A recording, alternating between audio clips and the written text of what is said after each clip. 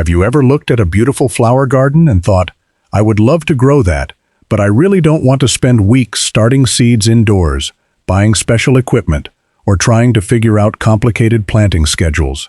Well, what if I told you that some of the most beautiful annual flowers in the garden are also some of the easiest flowers to grow from seed? You don't need a greenhouse, you don't need grow lights, and for many of these flowers, you don't even need to start them indoors. You simply put the seeds in the ground at the right time, keep them watered while they're getting established, and then let them do what they do best: grow, bloom, and keep your garden filled with color. And there's another reason I love these particular flowers. Some are what gardeners call cut-and-come-again flowers.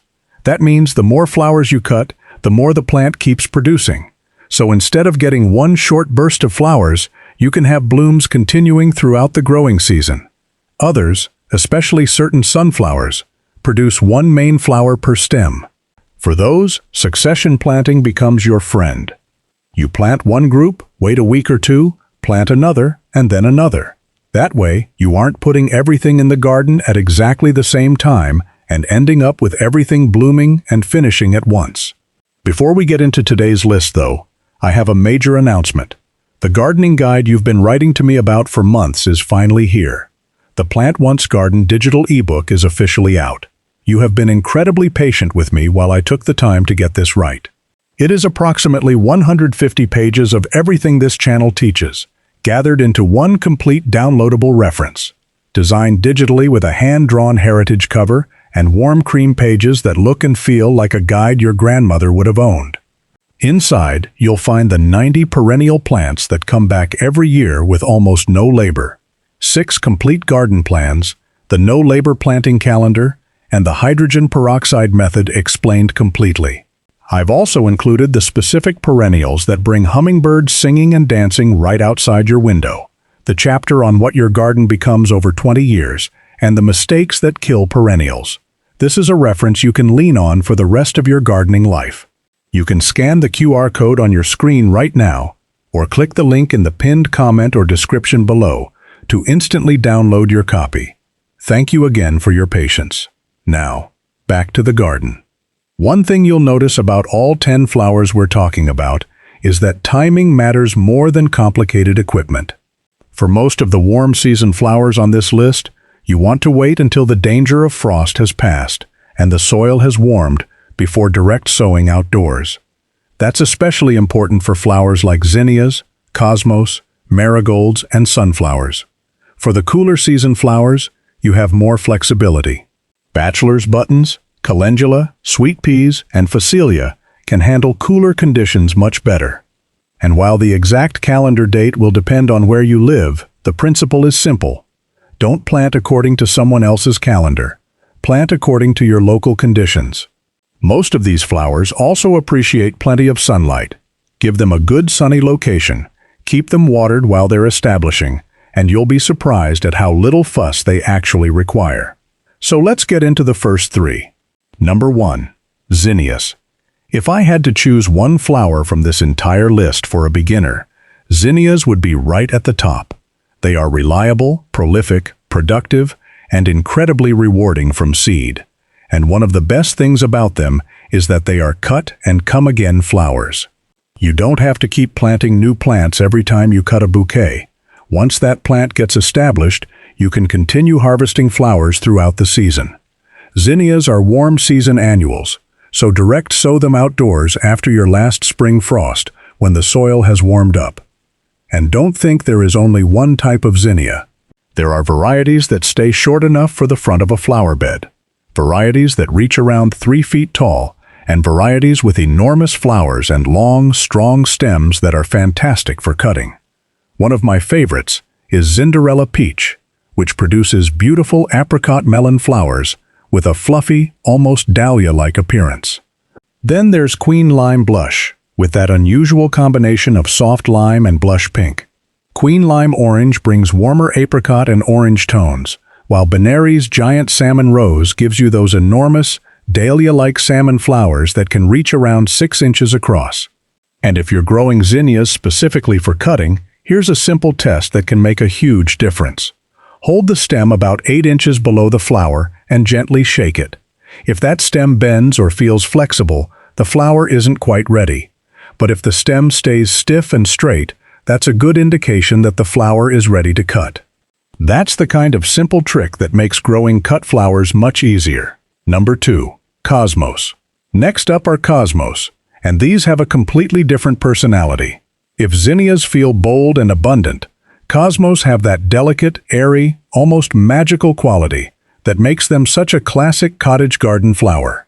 They have fine foliage, slender stems, and flowers that seem to float above the plant. Cosmos are also warm season annuals, so you can direct sow them after the danger of frost has passed and the soil has warmed. But there's one thing you really want to pay attention to when choosing your variety: height. Some cosmos stay relatively compact, while others can become surprisingly tall. If you plant a tall variety in an exposed, windy location, you may eventually find yourself wishing you had given them some support. One beautiful variety is Daydream, with soft pink flowers and darker pink centers. Then there's Xanthos, which produces soft lemon-yellow flowers on a more compact plant. Fizzy White is another interesting choice, producing large white flowers that can be semi-double or double, with a wonderfully ruffled appearance. And Apricot Lemonade brings those unusual peach, lavender, pink, and yellow tones together. When you're growing cosmos for bouquets, timing your harvest matters. You don't want to wait until every flower on the stem is completely open. Instead, cut when the first flower is just beginning to crack open. That gives the remaining buds on the stem time to develop after you've brought the stem indoors. Number 3. Sunflowers. And then we come to one of the most exciting flowers to grow from seed: sunflowers. You might think you already know what a sunflower looks like: one tall plant with one giant yellow flower. But once you start looking at the varieties available, you realize just how much variety there really is. You can grow enormous sunflowers that reach 12 to 15 feet tall, or you can choose dwarf varieties that are much better suited to containers and smaller gardens. And they're particularly fun for children because the seeds are large, easy to handle, easy to see, and easy to plant. Sunspot is a wonderful compact variety, growing around 3 feet tall while producing surprisingly large yellow flowers. Autumn Beauty is completely different, with tall branching stems carrying flowers in bronze, orange, yellow, and other rich autumn shades. Then you have Pro-Cut White Knight, with creamy petals and dark chocolate centers. Because it's a pollenless cut flower type, it's especially useful for indoor arrangements. And Lemonade brings something completely different again, with vivid lemon yellow, fully double flowers. For varieties that produce one flower per stem, succession planting can be especially useful. Rather than planting everything at once, sow another group a week or two later, and then another after that. That simple strategy can stretch your sunflower season considerably. And when you're harvesting sunflowers for a vase, don't wait until the flower is completely open. Cut them when the first petals are just beginning to open from the bud. They'll continue opening after you cut them, giving you more time to enjoy them. And always strip the leaves from the stem before putting them into your arrangement. That helps extend their vase life. So already, we've covered 3 flowers that prove you don't need complicated equipment to grow an impressive cutting garden from seed. But we're only getting started. Because the next flower loves heat, tolerates drought, attracts pollinators by the hundreds, and can become one of the brightest orange plants in your entire garden. Number 4. Tithonia, also known as the Mexican sunflower. If you have a hot, sunny part of your garden where some plants struggle, Tithonia is one I would definitely keep in mind. These are some of the brightest orange flowers you can grow, and what makes them particularly interesting is that they actually seem to enjoy the kind of conditions that make other plants complain. They like heat. They can handle dry conditions once established, and they aren't particularly demanding about soil. And they get big. We're talking about a plant that can reach roughly 5 to 6 feet tall, so this is definitely more of a back-of-the-border flower than something you would tuck right along the front edge of a flower bed. But that height can be an advantage, because once they get going, they create this incredible wall of bright orange color. They're also fantastic for pollinators. When Tithonia is blooming, you can expect to see bees and other pollinators visiting the flowers regularly. So you're not just adding color to the garden, you're also creating another source of food for those beneficial visitors. Tithonia is another warm season annual, so you'll want to wait until the danger of frost has passed and the soil has warmed before sowing. There's one interesting detail about the seeds, though. They need some light to germinate.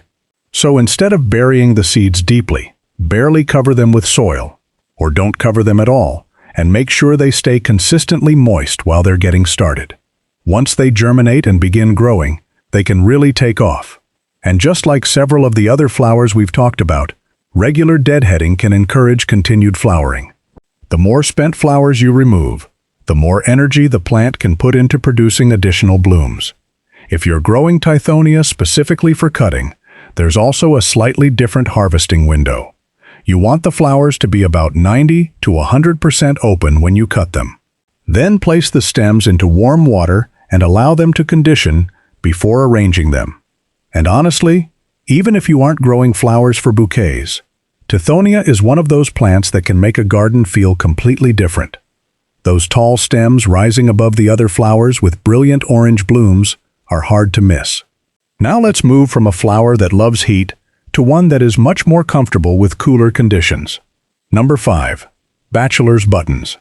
Bachelor's buttons, also known as cornflowers, are one of those old-fashioned garden flowers that have earned their place simply because they're so easy and useful. They're cold-tolerant, they're relatively quick to bloom, and they can be used in the garden, in fresh arrangements, or even as dried flowers. And unlike some of the warm season annuals we've talked about, you don't have to wait for the soil to become really warm before getting started. Bachelor's buttons can tolerate light frost, which means you can sow them much earlier in the season. In colder regions, you can sow them roughly 4 to 6 weeks before your last spring frost, and if you live somewhere with mild winters, they can also be sown in autumn for flowers earlier the following spring. That flexibility is one of the reasons I think they're such a good flower for beginners. They also give you an incredible range of colors. You can find soft pinks, whites, purples, intense blues, and even flowers so dark they appear almost black. Classic Romantic is a beautiful choice if you like soft pink shades, ranging from very pale pink through deeper pinks. Then there's Black Magic, which produces those dramatic deep plum, almost black flowers. And if you're looking for the classic cornflower blue, Florist Blue Boy is the one to look at. The flowers themselves aren't enormous. They're generally around 1 inch to 1.5 inches across, but because you can have so many of them, they create a wonderful effect when planted in groups. They're also excellent for succession planting. You can sow another batch several weeks after the first, giving yourself another wave of flowers later in the season. And don't forget about deadheading. If you regularly remove the spent flowers, the plants can continue blooming for a surprisingly long time. There's another bonus with bachelor's buttons too. Although the individual plant won't survive the winter as a perennial, it can readily drop seeds and come back in the same general area the following year. So if you allow some flowers to remain on the plant and produce seed, you may find that they begin doing some of the work for you. For cutting, harvest the stems when the flowers are around 1/4 to 1/2 open. That gives you a good stage for arrangements, and you can generally expect around a week of vase life. And because these flowers can also be dried, they're useful even after the fresh flower season is over. So far, we've gone from heat-loving Tithonia to cool-tolerant bachelor's buttons. And there's a reason I like having flowers with different preferences in the same garden. You don't want every flower in your garden demanding exactly the same conditions at exactly the same time. Having warm season and cool season annuals gives you much more flexibility throughout the growing season. And before we continue with number 6, let me quickly mention something if you're enjoying this kind of simple, low-maintenance gardening. If you're looking to completely transform your yard into a low-maintenance paradise, don't forget that my full digital reference guide, The Plant Once Garden, is now officially available. It's a 150-page ebook covering all the perennial foundations and permanent setups we talk about on this channel. You can scan the QR code right here on the screen, or find the link in the pinned comment below to download your copy instantly. Now, let's get right back into today's topic. Number 6. Calendula. Calendula is one of those flowers that proves a plant can be beautiful and useful at the same time. You may know it as pot marigold, but despite that common name, it isn't the same thing as the marigolds we're going to talk about later. Calendula is incredibly versatile. You can grow it simply because you want cheerful flowers in the garden. You can grow it for cutting, and the petals can also be used as an edible flower. It's also traditionally used in various skincare preparations and ointments, which gives this little flower another layer of usefulness beyond its appearance. And, importantly for today's topic, it's very easy to grow from seed. Calendula prefers cooler to moderate conditions and can tolerate some cold. So in many areas of Canada, the United States, and the UK, you can sow it in early spring. For gardeners in Australia and other mild winter regions, early autumn can be a good opportunity to get it growing. You can also make multiple sowings a couple of weeks apart to keep flowers coming instead of putting all your seeds into the ground at once. Some varieties will continue flowering throughout the season, while others can also readily self-seed. One variety I particularly like is zeolites. The flowers have this wonderful combination of orange, bronze, and pink tones, with yellow undersides and maroon coloring toward the back of the petals. It's one of those flowers where you can keep looking at it and notice another color you didn't see the first time. Then there's flashback mix, which gives you a beautiful mixture of warm colors and semi-double-to-double flowers. Instead of having one uniform-looking patch, you get that feeling of having planted several different varieties together. And that's one of the things I love about growing flowers from seed. Even when you choose a single packet, you can sometimes get an entire palette of colors and forms. For cutting, wait until the calendula flower is about half open. That's a great stage to bring it into an arrangement, and the flowers can continue opening after they're cut. If you're growing calendula for edible purposes, however, wait until the flowers are fully open. And there's one important detail. Use the petals rather than the calyx. The calyx, the green structure holding the flower together, is extremely bitter, so it's the petals you're interested in for edible use. Calendula is also another flower where succession sowing can be useful. Rather than expecting one planting to carry the entire season, planting several batches a couple of weeks apart can give you a much more continuous supply. And that's really the theme running through this entire list. You don't need to make gardening complicated. Choose flowers that naturally suit your conditions. Sow them at the right time. Keep them watered while they're getting established. And then let the plants do what they're designed to do. Some will reward you with hundreds of flowers. Some will give you unusual colors. Some will attract pollinators. And some, like calendula, can give you beauty and practical uses at the same time. But we're not done yet.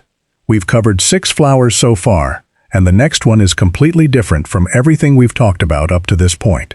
It has fragrant, ruffled flowers. It climbs, it loves cool weather, and it's one of those old-fashioned garden plants that can make an entire area smell incredible. Number 7. Sweet peas. Sweet peas are one of those old-fashioned flowers that can completely transform a garden, because you're not just growing them for their flowers, you're growing them for their fragrance. They're beautiful, they're ruffled, they're available in an incredible range of colors, and because they're vines, they can climb up a trellis, fence, arbor, or anything else that gives them something to hold on to.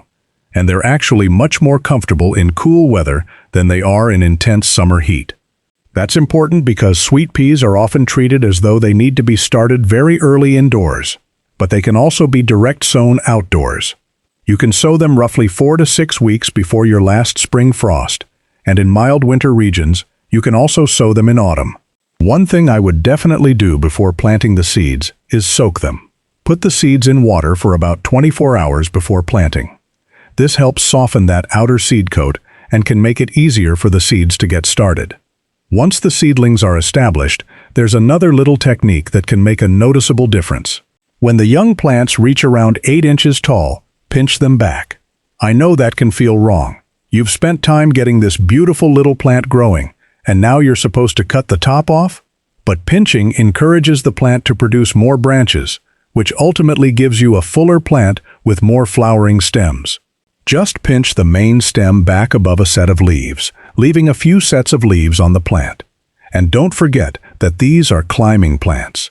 Give them something to grow on from the beginning, rather than waiting until they're already tangled together. There are also many different sweet pea series and varieties, so you can choose based on color, fragrance, flowering time, and growing conditions. Old Times is one of those varieties that stands out because of its incredible fragrance. The flowers have soft pastel cream, lavender, and blue tones, with beautifully ruffled blooms.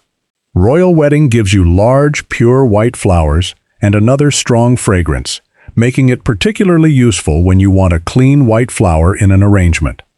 Then there's Blue Ripple, which has those beautiful streaked lavender blue flowers.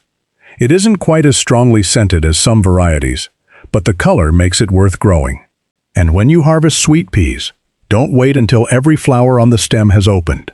If there are 4 flowers on a stem, for example, harvesting when roughly 2 are open is a good stage.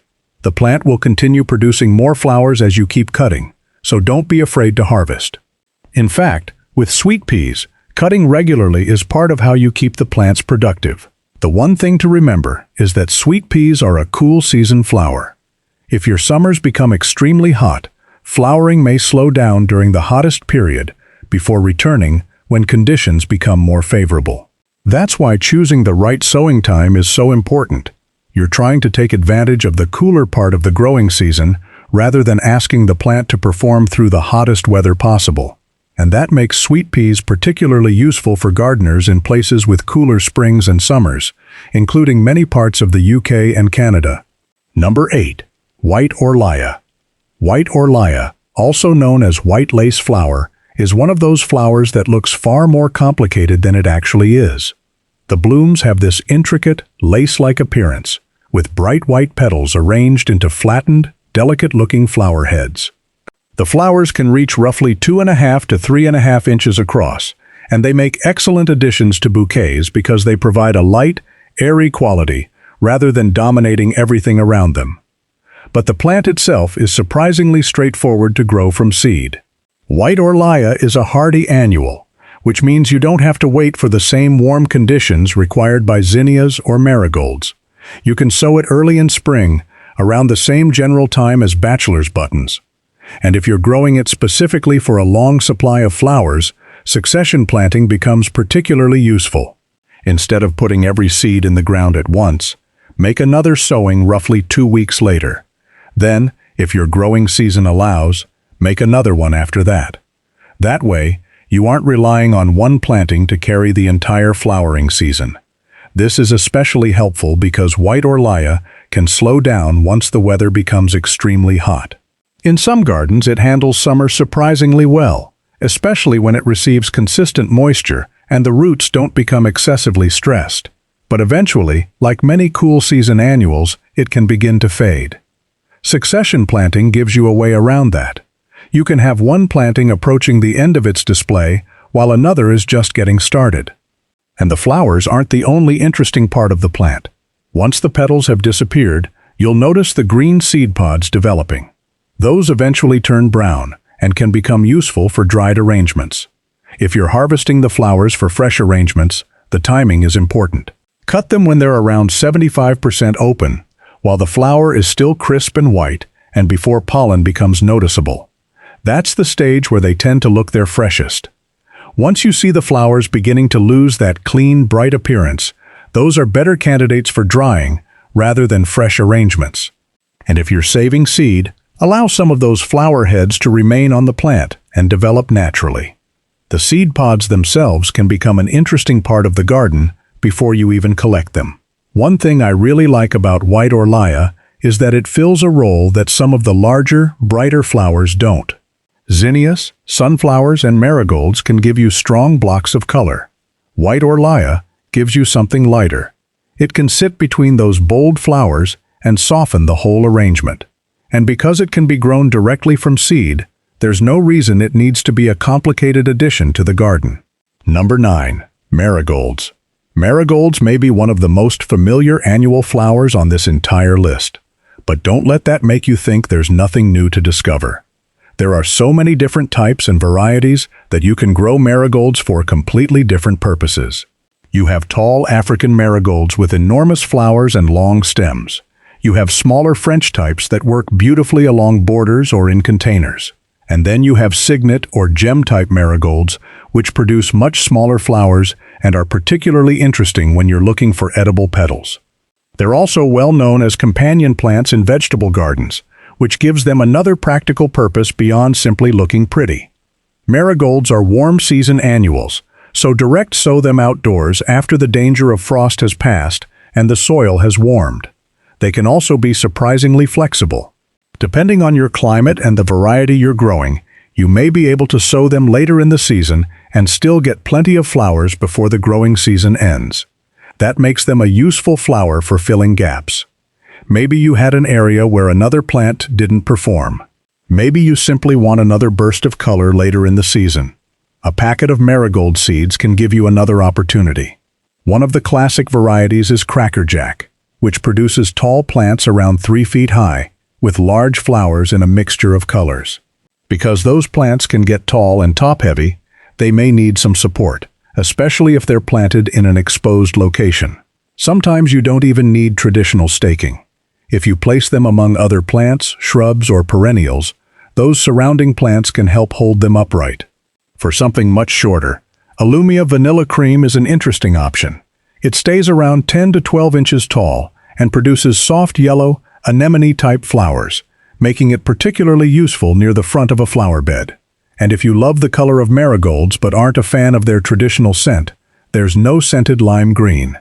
The flowers begin with a striking lime green color and mature toward a softer yellow, while the plants can grow tall enough to be useful for cutting. That variety is particularly interesting because it gives you the marigold look without the traditional marigold fragrance. When growing marigolds, pinching young plants can encourage a fuller shape, and regular deadheading can help keep flowers coming. For cutting, harvest when the flower is fully open, but the center is still relatively tight. And if you're using marigolds as edible flowers, remember that it's the petals you're interested in, rather than the entire flower. What makes marigolds so useful for a low-effort garden is that they give you a lot of flexibility. You can grow them in containers. You can place shorter types along a border. You can use tall varieties toward the back. You can grow them among vegetables. And you can keep sowing them throughout the season where your climate allows. So even though marigolds are familiar, they're far from boring. Between all the different heights, colors, flower forms, and growing habits, there's a good chance you can find a variety that fits almost any sunny space. And now we're down to just one flower left. It's one of the most unusual-looking plants on this list, with fern-like foliage, curled flower stems, periwinkle blue blooms, and a reputation for attracting an incredible number of bees. Number 10, Phacelia, or bee's friend Phacelia, is probably the most unusual-looking flower on this entire list. It has fern-like foliage and flower stems that curl outward, almost like a fiddlehead, with soft periwinkle blue flowers opening along the curve. It looks delicate, but it is surprisingly easy to grow from seed. And the name bee's friend is very fitting. When Phacelia is in bloom, bees can cover the plant, making it an excellent choice if you want to bring more pollinator activity into your garden. This is an extremely cold-hardy annual, so you can direct sow it as soon as the soil can be worked in spring. In cooler climates such as Canada, the UK, and northern parts of the United States, it can handle light frosts. That means you don't have to wait for the warm conditions required by flowers like zinnias, marigolds, and sunflowers. For cutting, harvest the stems when the flowers are just beginning to open. You can usually get around 7 to 10 days of vase life. You can also allow the stems to dry right in the arrangement. Because of their unusual shape and delicate foliage, they can continue to add interest even after drying. And that's what makes Phacelia such a fun flower to finish this list with. It isn't just easy. It looks completely different from almost everything else we've talked about. Now looking back at all 10 flowers, you can see that easy doesn't have to mean boring. Zinnias give you abundant flowers that keep coming when you cut them. Cosmos bring that light, airy cottage garden feeling. Sunflowers can give you everything from enormous garden statements to compact varieties for smaller spaces. Tithonia brings intense orange color and thrives in heat. Bachelor's buttons tolerate cooler conditions and can even self-seed. Calendula gives you beautiful flowers along with edible petals and traditional uses. Sweet peas bring fragrance and climbing color. White orlaya gives arrangements that delicate, lace-like appearance.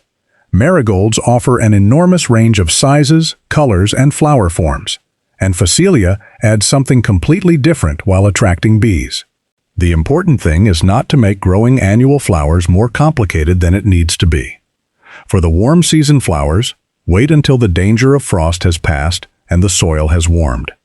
For the cool season flowers, take advantage of their ability to handle lower temperatures and sow them earlier. Keep newly planted seeds moist while they're germinating. Give the plants plenty of sunlight and pay attention to the particular variety you're growing. And remember that succession planting can be one of your best tools when you want flowers for a longer period. Instead of sowing everything on one day, spread some plantings out by a week or two when the particular flower and your growing season allow it. You also don't need to grow all 10. Choose 1 or 2 that fit your climate and the space you have. If you want easy-cut flowers, start with zinnias. If you want something tall and dramatic, try sunflowers. If you have a cooler growing season, bachelor's buttons or sweet peas may be a better fit. And if you want something unusual, give Phacelia a try. The wonderful thing about starting annuals from seed is that you get to watch the entire process. A tiny seed goes into the soil. A seedling appears. Then, before long, you're looking at flowers that you grew yourself. And once you find a variety you love, you can always try another one the following season. There are so many colors, heights, flower forms, and growing habits within these categories that one packet of seeds can lead you into an entirely new part of gardening. That's really why I wanted to share these flowers with you. You don't need to start with a huge garden. You don't need to grow everything. And you don't need to make the process complicated. Start with a few seeds, give them the conditions they need, and see what happens.